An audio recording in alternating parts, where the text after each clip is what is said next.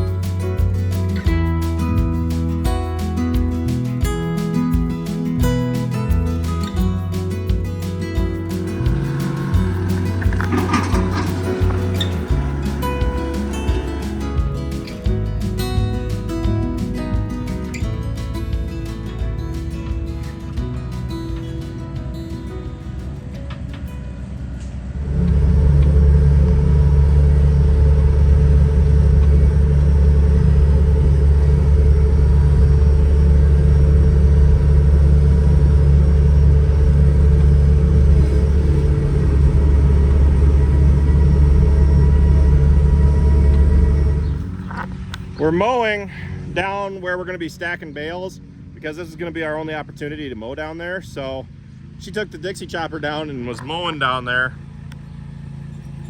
She just finished. She was taking a little bit longer than I had expected, but I figured why not hook this thing up and go down and help her out. So hooked it up to the Deere. It took about 2 minutes to do everything between the bales. So I'm pretty happy with what it looks like before we go ahead and start stacking hay in. Travis is going to go out and finish baling everything today here soon. We're going to have Dad in the Deere skid steer. We're going to take this out to the 11 acres. We're going to take my truck and my trailer over to the farm and haul in with that. We might throw Hannah into the 7600 with the bale carrier on it, and that way we can move bales in from wherever we need to. Definitely a big upgrade. I don't know, we haven't stacked hay on this trailer yet, so I'm not even sure how many I can fit on it. So let's unhook this. Hannah's going to take this out of the field. We're going to go pick her up.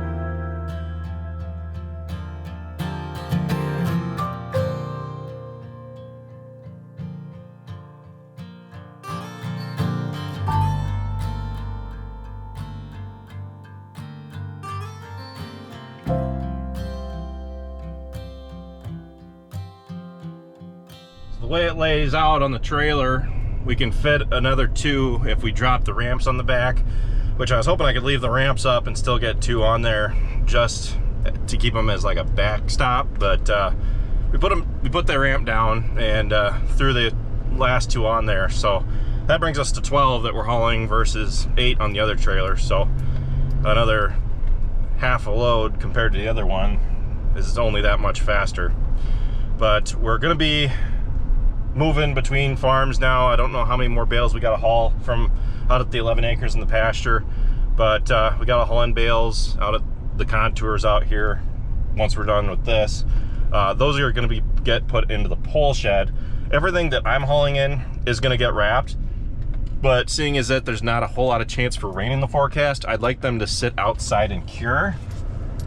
So that way, hopefully they'll keep a little bit better in the tube, and it'll help reduce that outer layer of sweat that we get on the outside of the bales by the spring. But otherwise, I think that if you can get them dry and then wrapping them is the way to go. Next is to keep them at a higher moisture if you're pressed for rain, especially, which is why the wrapper is going to be extremely handy, not only for dry hay but also for wet stuff. They must be out at the pasture now. The 11 acres is cleared.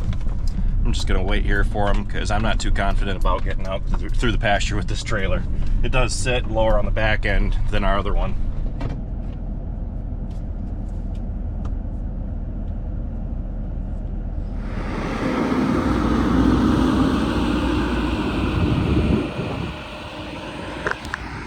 Hay yields are down, I would say.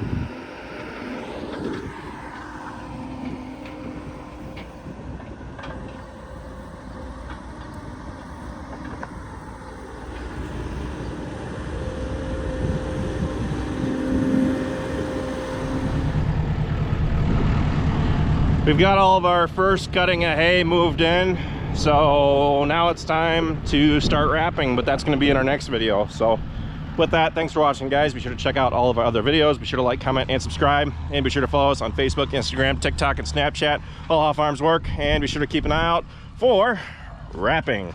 I'll see you next time.